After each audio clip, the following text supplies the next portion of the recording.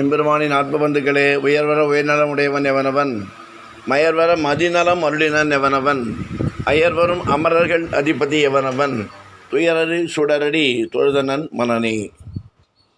கங்கையில் கரைக்கப்படும் பாவங்கள் எங்கே மறைகின்றது? ஒருமுறை பாவங்கள் எதுவும் செய்யாத புண்ணியத்துவான மாமுனிவர் ஒருவர் கங்கையில் நீராடச் சென்றார். அப்போது அங்கே குளித்து கொண்டு இருந்தவர்கள், மாதா கங்கை, என் பாவத்தினை போக்கி காத்தொள்க என்று கூறி நீராடினார்கள். இதை கேட்ட அந்த முனிவருக்கு ஒரு சந்தேகம் வந்தது. இப்படி பாவங்களை ஒழுக்கிவிடப்படும் கங்கையில் நான் குளித்தால் இந்த பாவங்கள் என்னை ஒட்டி கொள்ளுமா அல்லவா? எனவே அது குளிக்காமல் இருப்பதே நலம் என்று புறப்படலானார்.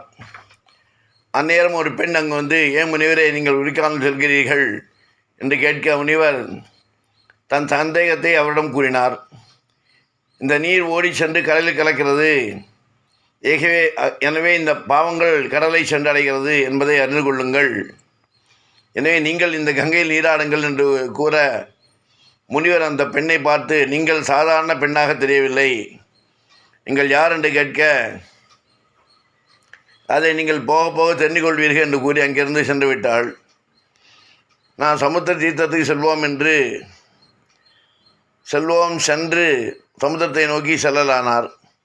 அங்கே சென்ற முனிவர் சமுத்திர தேவனான வருணனை தவம் செய்தார். வருணதேவனும் வருமுன் தோன்ற முனிவர் தன் சந்தேகத்தை அவரிடம் கூறினார். வருணதேவனை கங்கையில் ஒழுக்கிவிடும் பாவங்கள் அனைத்தும் சமுத்திரத்தை அடைகின்றன, அப்படி இருக்க எப்படி சமுத்திரத்தில் நீராடினால் புண்ணியமாகும் என்று கேட்க, இதற்கு வருணதேவன், முனிவரே, கடலில் கலக்கும் பாவங்கள் அனைத்தும் சூரிய பகவானின் ஒளிர்கதிர்களால் ஆவியாக மாறி இழுத்து கொள்வதால் கடல் ஒருபோதும் பாவங்களை தன்னுள் வைத்துக் கொள்வதில்லை. எனவே கடல் புண்ணிய நீராடலுக்கு உகந்ததுதான் என்று வருணபகவான் கூறி மறைந்தார். இத்துடன் தன் சந்தேகம் தீராத முனிவர் தன் சந்தேகத்தை தீர்த்து கொள்ள சூரிய தேவனை நோக்கி பிரார்த்தனை செய்தார். சூரிய பகவானே, கடலில் சேரும் பாவங்களை தன் ஒளிர்கதிரால் ஈர்த்து கொள்ளும் தங்களை அது பாதிப்பதில்லையா என்று கேட்டார். அதுக்கு சூரிய பகவான், முனிவரே, தங்கள் சந்தேகம் யதார்த்தமானதுதான், ஆனால் நான் சொல்கிறேன் கேளுங்கள் என்று சூரிய பகவான் விளக்கலானார்.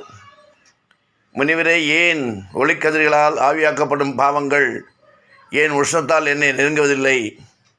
இவை மேகங்களாக வானிலே தங்கிவிடுகிறது. உடனே முனிவர், அப்படியென்றால் இந்த பாவங்களில் தாக்கம் என்ன ஆகிறது என்று கேட்க, அது நீங்கள் மேகத்திறமையை கேட்க அறிந்து கொள்ளலாம் என்று கூறி மறைந்தார் சூரியன்.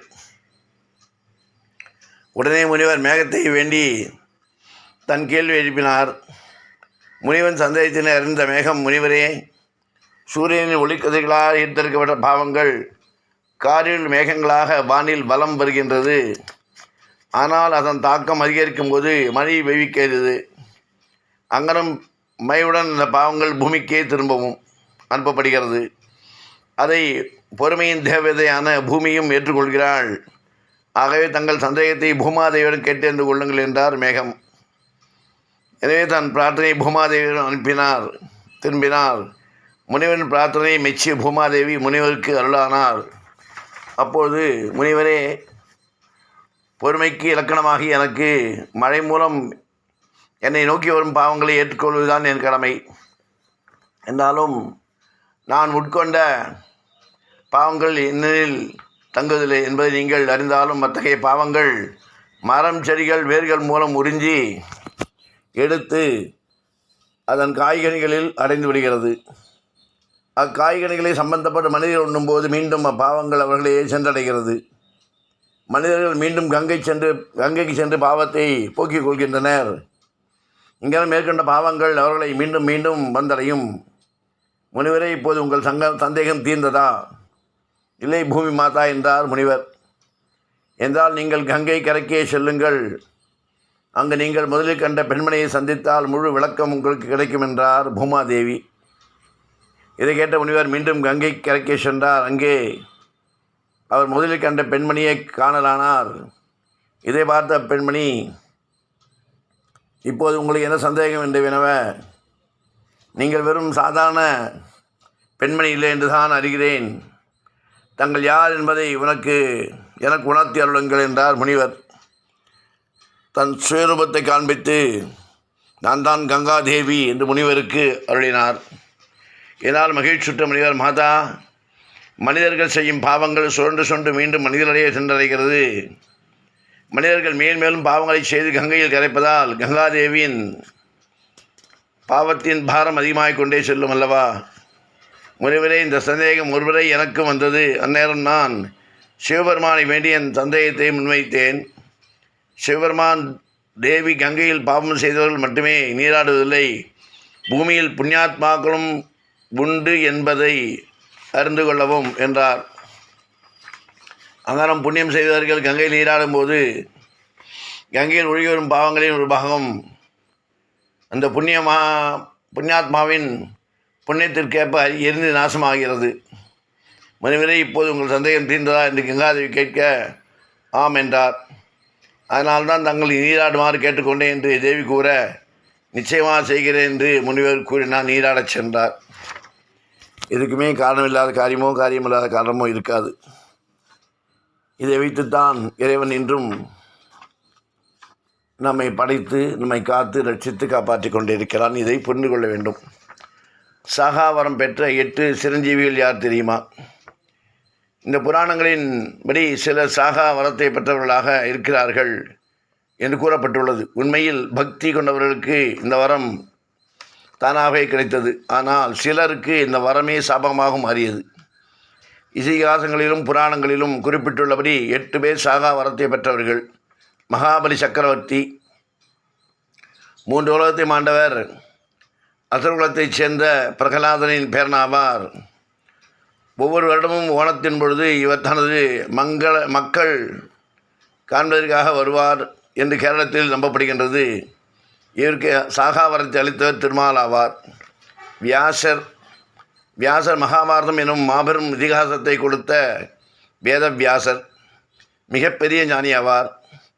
ஞானம் மற்றும் அறிவாற்றலின் சின்னமான இவர் துவாபரயுகம் முடிந்து கலியுகத்திலும் வாழ்வதாக கூறப்படுகிறது. ஹனுமான், ராமனின் தீவிர பக்தனான ஹனுமான் ராவணனுக்கு எதிராக ராமன் நிகழ்த்திய போரில் பெரும் பங்கு கொண்டு வெற்றிக்கு காரணமானவர். இவர் குருட்சேத்திர போரில் அர்ஜுனனின் ரதத்தில் இருந்தார். யுகங்கள் கடந்தும் இன்றும் இவர் வாழ்வதாக புராதன குறிப்புகள் கூறுகின்றன. இதற்கு காரணம் ராமன் ஆஞ்சநேயருக்கு அளித்த வரமாகும். விபீஷணன், இவர் ராவணனின் சகோதரன் ஆவார். ராமாயணம் போர் தொடங்கும் முன்னரே விபீஷணன் ராமனிடம் சரணடைந்து விட்டார். ராமனால் கொல்லப்பட்ட பிறகு இவர் இலங்கையில் அரசராக ராமனால் முடிசூட்டப்பட்டார். இவர் சாகாவரம் வாங்கவில்லை. ஆனால் மகாயுகம் முடியும் வரை நீண்ட காலம் வாழும் வரத்தை பெற்றுள்ளார். கிருபாச்சாரியார், இவர் சந்தன மன்னனால் தத்தெடுக்கப்பட்டவர். போர்க்கலைகளும் வேதங்களையும் கற்ற இவர் பின்னாளில் இளவரசர்களுக்கு குருவாக மாறினார். பாரத போரின் முடிவில் கௌரவர்கள் பக்கம் மீதம் இருந்த ஒரே ஒரு வீரர் இவர்தான்.